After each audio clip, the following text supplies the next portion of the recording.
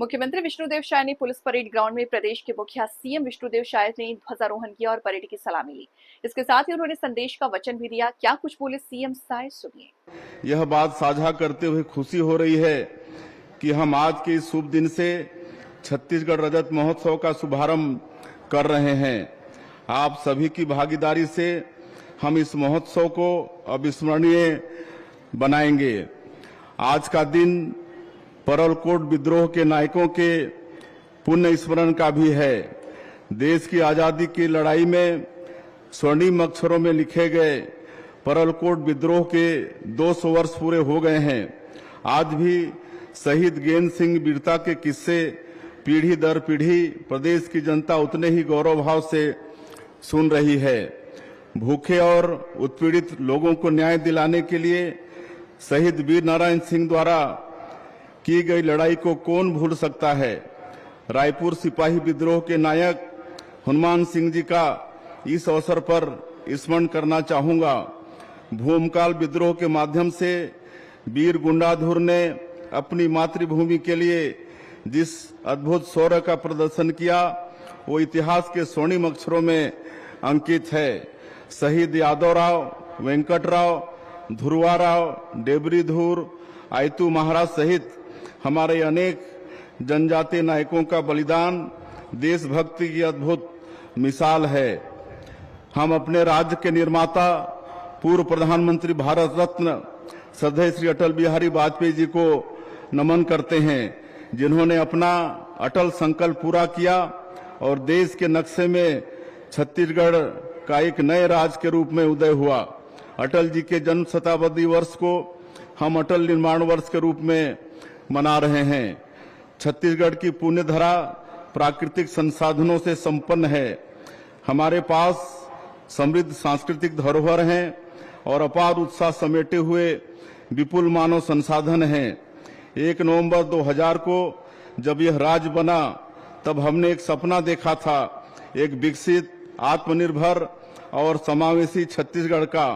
आज मैं गर्व से कह सकता हूं कि हम उस दिशा में तेजी से आगे बढ़ रहे हैं। आपातकाल के 50 वर्ष पूरे हो गए हैं। हम अपने लोकतंत्र सेनानियों को नमन करते हैं, जिन्होंने आपातकाल के बेहद कठिन दौर में यातनाओं की परवाह न करते हुए लोकतंत्र की मशाल थामे रखी। मातृभूमि के लिए अपने हिस्से की जिम्मेदारी हमें निभानी है। हमें यशस्वी प्रधानमंत्री श्री नरेंद्र मोदी जी के नेतृत्व में वर्ष 2047 तक विकसित भारत, विकसित छत्तीसगढ़ की संकल्पना को मूर्त रूप देना है। हमें अपने वीर जवानों पर गर्व है, जिन्होंने अपने असीम शौर्य और साहस से मातृभूमि का शीश हमेशा ऊंचा रखा। वर्ष 1947 में देश की आजादी के बाद पाकिस्तान की ओर से हुए आक्रमण से लेकर ऑपरेशन सिंदूर तक हर बार हमारे जवानों ने तिरंगे का मान बढ़ाया है।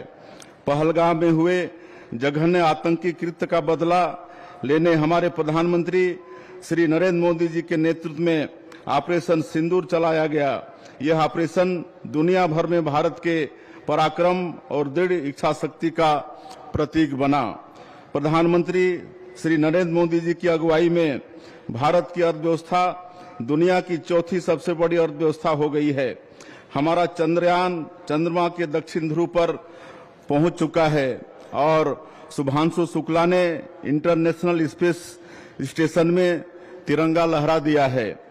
इस सफलता के पीछे देशवासियों की कड़ी मेहनत और हमारे यशस्वी प्रधानमंत्री श्री नरेंद्र मोदी जी के दूरदर्शी नेतृत्व, दृढ़ संकल्प और अथाह इच्छा शक्ति की विशेष भूमिका है। आज के इस गौरवशाली दिन हम अभिनंदन करते हैं अपने सुरक्षा बलों के जवानों का, जिन्होंने नक्सलियों को उनके ठिकानों में घुसकर मात दी। प्रधानमंत्री श्री नरेंद्र मोदी जी और केंद्रीय गृह मंत्री श्री अमित शाह जी के नेतृत्व में हम मार्च 2026 तक देश को माओवादी आतंक से मुक्त करने के लक्ष्य की ओर तेजी से बढ़ रहे हैं।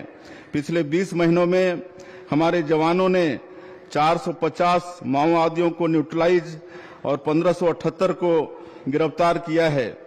हमारे जवानों ने माओवादियों के शीर्ष नेताओं बसवराजू और सुधाकर को न्यूट्रलाइज करने में सफलता पाई है। राज्य सरकार की आकर्षक आत्मसमर्पण नीति से प्रभावित होकर 1589 माओवादी हथियार छोड़ चुके हैं। इनके पुनर्वास, कौशल विकास और रोजगार की व्यवस्था की गई है। सुशासन का असली मतलब तब है जब आखिरी व्यक्ति तक इसका लाभ पहुंचे। ताड़मेटला में जहां हमारे 76 जवानों ने माओवादी हमले में शहादत दी थी, उसके समीप ही चिंता गुफा के स्वास्थ्य केंद्र को राष्ट्रीय गुणवत्ता प्रमाण पत्र मिला है। यहां हर महीने औसतन 20 प्रसव होते हैं और हजारों ग्रामीण निःशुल्क इलाज की सुविधा ले रहे हैं। नक्सलवाद के कम होते ही बस्तर में विकास की रफ्तार तेजी से बढ़ी है। 50 बंद स्कूल फिर से खोले गए और कई गांवों में पहली बार बिजली पहुंची। नियत लेलानार अर्थात आपका अच्छा गांव योजना से 327 गांवों में बुनियादी सुविधाएं पहुंची हैं। पामेड़ जो कभी नक्सलियों का गढ़ था, वहां बैंक की शाखा खुल गई है। पिछले 20 महीनों में हमने प्रदेश के नागरिकों को प्रधानमंत्री मोदी जी द्वारा दी गई गारंटियों को पूरा करने की दिशा में उल्लेखनीय कार्य किए हैं। कैबिनेट की पहली बैठक में हमने 18 लाख प्रधानमंत्री आवास स्वीकृत किए। पीएम जनमन योजना में विशेष पिछड़ी जनजाति के लिए 34,000 और नक्सल पीड़ित व आत्मसमर्पित नक्सलियों के लिए 15,000 आवास मंजूर किए गए। पात्रता नियम आसान किए गए हैं और नए लाभार्थियों के लिए